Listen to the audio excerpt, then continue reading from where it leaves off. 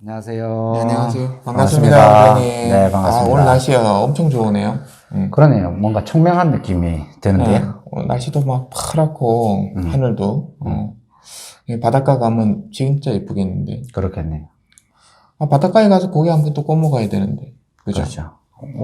울산에 이사 와서 좋은 점이 바닷가를 자주 볼 수 있는 것. 제가 부산에 사는 사람이었는데, 부산에 있을 때는 그 바닷가 가려면 그래도 1시간 정도 가야 되거든요. 아니, 그 원장님 옆에 있는 건 그 뭐예요? 호수예요? 그 낙동강. 그건 강이구나. 제가 낙동강 주변에 살아가지고, 아니, 그러면, 예. 아니, 근데 낙동강도 바다 같던데? 막 파도도 치던데, 거기는? 그래, 맞아요. 거기는 강이 굉장히 커서. 워낙에 커서 그런가? 맞아요. 그럼 낚시 많이 했어요? 낚시 어릴 때 많이 했죠. 그 낙동강에서? 아니요, 낙동강에서는 하진 그럼 않고, 어디서 해요? 바닷가에 가가지고. 낙동강은, 낚시를 안 하나요? 바다 낚시가, 바다 물고기가 있지는 않아서, 낚시를 그렇구나. 하진 않았어요. 이렇게 딱 잡아서 회 떠먹고 막. 네. 그 기생충 어떡하려고 그래? 기생충 없었어요? 그때는 몰랐죠. 저는 이게 회하면 기생충 때문에. 네. 오늘 또 이상한 얘기로 흘러가네. 네. 자, 여러분들, 오늘은, 저번 시간에 이어서, 이어지는 얘기인데요. 저번 시간에 어떤 내용이었죠? 저희 지난 시간에 배당표와 관련된 얘기를 했습니다. 낙찰 대금을 가지고, 네. 나중에 그 채권자들에게 돈을 나눠주는 그 표가 배당표라는 건데, 거기에 대한 얘기를 좀 했었죠. 자, 그러면 이번 시간에는 어떤 내용인가요, 원장님? 경매에서 보면 소유자가 거주하는 경우도 있지만 임차인이 거주하는 경우에 그때 명도와 관련된 얘기를 좀 해보려고 해요. 근데 세입자분이 한 분이 있는 게 아니라 또 여러 분이 있을 때, 여러 명이 거주할 때. 임차인이 여러 명일 때. 그렇죠. 그러니까 다세대 주택이네요. 다가구. 한마디로. 다가구? 네네. 맞다. 그래. 다가구네요. 그렇죠. 그러면 이 다가구 주택일 때, 이번 시간에는 그 명도 관련해서 얘기를 해주신다고 했는데, 네. 그러면 기본적으로, 네. 어떤 내용인가요? 세입자분들이 경매가 되고 나면 돈을 받는 경우가 있고 못 받는 경우도 있고 이렇거든요. 그래서 돈을 받는 경우에 이제 어떻게 돈을 받을 수 있느냐, 그런 부분들이에요.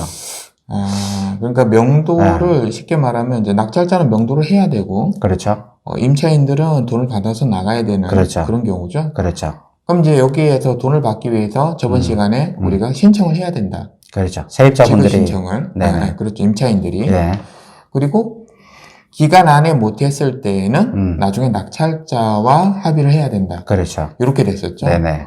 그러면 그거를 지급받기 위해서 이제 낙찰이 다 끝나고 네. 이제 돈이 들어오잖아요. 낙찰 그렇죠. 돈이. 그럼 거기에 한해서 배당이 되는 건데. 맞죠. 그러면 임차인들이 그 돈을 지급받기 위해서 갖고 가야 될 서류가 뭐가 있죠? 모든 임차인이 아니고 소액 임차인의 소액 경우에 임차인. 네. 보증금이 작은 임차인을 소액 임차인이라 그러는데 그 임차인은 법원에 가서 돈을 받기 위해서는 낙찰자가 명도 확인서를 써줘야 돼요. 그리고 다른 서류들은요? 그리고 임대차 계약서 원본, 네네. 그리고 주민등록 등초본. 본인 거? 네네, 본인 거. 네. 그리고 그 명도 확인서를 받을 때 네. 추가적으로 인감증명서도 같이 첨부가 돼야 됩니다. 매수인의 낙찰자의 인감증명서. 예. 그러니까 도장이 찍혀야 되는 거죠? 그렇죠. 어차피? 인감도장이 찍혀 있어야 되죠. 그럼 총 몇 개야? 총 4가지. 네 가지. 네. 그러면 네. 여기서 이제 오늘 얘기할 게 중요한 게 명도 확인서잖아요. 그렇죠. 임차인과 또 낙찰자 분들이 조심해야 될 거. 그렇죠. 맞죠. 자, 그러면 요게 어떠한 또 사례가 있는지 한번 말씀을 해주시겠어요? 이런 적이 있었어요. 세입자분이 명도 확인서를 써주면 본인이 이제 돈을 받을 수 있다. 그렇죠. 그러면 돈을 받고 나서 이사를 갈 테니 명도 확인서를 미리 좀 써달라. 그러니까 자기 이사 갈 수 있게끔 명도 확인서를 미리 써주면 예. 돈을 받아서 이사를 갈 거고 그렇죠. 문제 없이 며칠까지 나가겠다. 돈이 있어야 나는 이사를 가니까. 그렇지. 돈을 배당받을 수 있게끔 명도 확인서를 좀 써주세요 했습니다. 그래서요? 그 써줬죠. 낙찰자가? 그렇죠. 이 사람이 돈이 있어야 이사를 갈 거니까 명도가 이사가 완료되어야 써주는 거를 미리 써준 거죠. 그럼 어떤 일이 벌어지나요? 근데 그분이 이사를 안 갔습니다. 뭐라고 한 거예요? 뭐라고 하면서 한 거예요? 아니, 돈 받고 이사 가기로 약속했는데 본인이 그 뒤부터 연락이 안 되는 거예요. 그럼 이런 거네. 자기는 가서 지급을 받았는데, 예. 이 임차인이, 네. 소액 임차인이 지급을 받고 나서 전화도 안 받고, 연락도 안 되고, 그 짐은 그대로 있고. 그렇죠. 계속 거주를 하고 있는 거죠. 그러면 약속이 다르잖아. 약속이 다르죠. 그럼 애 먹지 않나요? 낙찰자가? 그래서 서류 한 장을 잘못 써주는 바람에 나중에 애를 많이 먹는 경우가 생기는 거죠. 그러면은 열불 나겠는데요. 그렇죠. 승질 나겠다. 아니 나간다 해놓고 안 나가면 어떡해? 맞죠. 그거 잠수 타는 거예요? 그렇죠. 그건 좀 아닌 것 같은데. 그거 왜 그렇게 하나요? 이분들은? 뭐 사람마다 다 다르겠지만 낙찰자 입장에서는 그냥 써주면 나갈 거라고 생각하고 단순히 그렇게 하지만은 거기 계시는 분들이 집을 당장 못 구하거나 아니면 또 나쁜 마음으로 계속 나는 좀 더 버티다가 나가야겠다 그럴 수도 있거든요. 왜냐면 본인은 돈을 다 받으셨잖아요. 그렇죠. 그러니까 화장실 들어갈 때 마음이나 나올 때 마음이 다른 게 돈 받을 때는 그래도 내가 이사 가겠다라고 충분히 약속을 했는데 받고 나니까 에이 좀 더 있다가 나갔지. 그럴 수도 있는 거죠. 그게 앞뒤가 다른 거네. 그렇죠. 그렇죠. 네. 와. 그러면 이거 낙찰자는 뭐 더 돈이 들어가든가 고생을 하든가 이렇게 해야 그렇죠. 되잖아요. 뒤에 후에 또 법적인 조치가 이루어져야 되니까 그 확인서를 정확하게 이사가 나간 다음에 써주는 게 원칙이죠. 그러니까 이게 좀 이렇게 선처해 주세요 그래도 써주면 안 되고 그렇죠. 이사 가고 난 거 확인하고 써줘야겠네요. 네. 낙찰자는. 그게 동시에 이행이 되어야 된다라고 하거든요.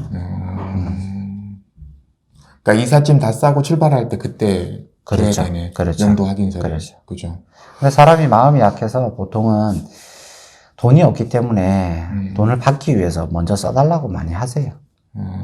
근데 그분들도 또 사정은 있을 거 아니에요. 그렇죠. 진짜 돈이 없어서 이사를 못 가는 경우도 많이 있을 거고. 예, 맞죠. 그거 애매하네요. 예, 근데 여기서 중요한 거는 그래도 어쩔 수 없다. 예. 이 얘기를 여러분들한테 전해주고 싶었습니다. 이번 시간에. 맞아요. 이게 사정이 딱한 거는 맞지만 어쩔 수가 없다라는 얘기예요. 안 그러면 본인이 당하니까. 그렇죠. 그런 경우가 많거든요, 실제로. 자, 그러면 임차인 분은 그렇게 해서 만약에 안 나간다. 돈을 지급받고도 안 나간다. 그러면 어떻게 해야 되나요? 낙찰자가. 그때는 인도 명령이라는 걸 통해서 집행을 해야 됩니다. 법원에 신청을 하고. 근데 그게 돈이 들어가지 않나요? 그렇죠. 그 신청할 때도 인도 돈이 들어가고 집행을 할 때도 돈이 들어가기 때문에 네. 그 집행 비용이 조금 많이 들어갈 때는 평당 10만 원 이상 이렇게 들 수 있거든요. 10만, 평당. 네, 집행 평당. 비용이 예를 들어 30평이다 그러면 한 300만 원 이상의 집행 비용이 들어갈 수도 있어요. 그럼 그 30평이라는 거는 전체적인 평수를 말하는 건가요? 그렇죠. 전체적인 평수. 그래서 이게 지역마다 조금 다르기도 해요. 뭐가 달라요? 집행 비용 자체가. 네. 예. 법원마다. 예. 그러다 보니까 어쨌든 추가적인 돈이 좀 많이 들어가게 되면 번거로운 절차가 이루어지는 거죠. 그럼 그렇게 따지면은 뭐 임차인들이 한 5가구 된다. 뭐 다가구 주택이라서. 그러면 300만 원씩만 잡아도 5, 30원 1,500만 원이. 뭐 그렇게까지 되지는 않겠지만 어쨌든 수가 많으면 그럴 수 있잖아요. 비용이 많이 들 수 이렇게 있죠. 될 가능성도 있다는 있죠. 얘기잖아요. 야, 그러면 손해가 막심한데요? 그래서 뭐 사람들이 다가구 주택은 낙찰을 좀 깊이 하는 것도 있고 잘 안 하려고 하는구나. 겁내죠. 잘 모르니까. 네, 세입자가 많아서 어떡하냐. 그럴 수 있겠네요. 보통 그래서 그냥 아파트나 빌라나 이렇게 한 쉬운 가구만 거. 한 가구 있는 것만. 예, 하려고 그렇구나. 합니다. 야, 그러면 그 다가구 쪽으로 이렇게 집중적으로 또 하시는 분들도 계시겠네요. 그렇죠. 많이 해보신 분들은. 경쟁률이 아무래도 좀 약하니까. 적으니까 뭐 재개발 지역이라든가 뭐 이렇게 좀 가능성 있는 곳 찾아가가지고 또 그렇게 하시는 분도 있을 것 같네. 있죠. 맞아요. 그래서 이런 분쟁이 네. 실제로 있어서 많은 사람들이 고생을 하고 있으니까 여러분들 요거 꼭 그 명도 확인서 꼭 조심해서 사용하셔야 됩니다. 사정이 딱하는 거는 맞죠. 근데 거기 흔들리시면 본인이 딱해져요, 인생이. 예. 경매하시는 분들 이걸 아마 많이 겪으실 것 같아요. 그 원칙을 지켜야 할 거는 또 좀 지키시면서 하셔야 네. 되는 부분이죠. 그렇군요. 예. 이게 좀 저희도 얘기하면서 좀 그렇기는 해요. 왜 그러냐면 사정이 다 있어서 그렇게 하실 건데 맞아요. 또 그 딱 잘라라 이렇게 얘기하기가 조금 그렇긴 그렇죠. 하네요, 사실. 예. 근데 그게 원칙이니까 어쩔 수 없잖아요. 그렇죠? 맞죠. 요즘에 그 우회전 횡단보도 우회전 단속하는 거 아시죠, 여러분들? 근데 거기에서도 한 번만 봐주세요 이런 얘기를 많이 어떻게 해야 돼, 그때? 많이 한다고. 상황에 맞게끔 지나가야 되는 건지. 그럼 이제 경찰관 분은 그러죠. 네. 그러면 지켰으면 되잖아요, 이렇게. 뒤에서 빵빵 하는데? 그러니까 그래도 가면 안 되죠, 이렇게 얘기하신다고 합니다. 그래서 그 횡단보도 우회전 하실 때 여러분들 꼭 지키시길 바래요. 네. 뭔가 딱 맞는 것 같은.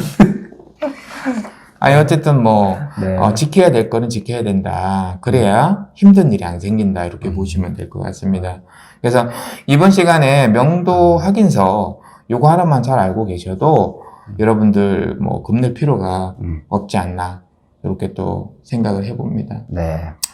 자, 그러면 다음 시간에 또 알찬 내용으로 원장님과 함께 또 영상을 만들어서 올려보도록 하겠습니다. 자, 여러분들 좋아요 꼭 눌러주시고요. 구독 안 하신 분들은 구독도 꾹 눌러주시기 바랍니다. 네, 이렇게 꾹. 자, 그럼 다음 시간에 뵙도록 하죠. 네. 수고하셨습니다. 네, 수고하셨습니다. 네, 감사합니다. 감사합니다.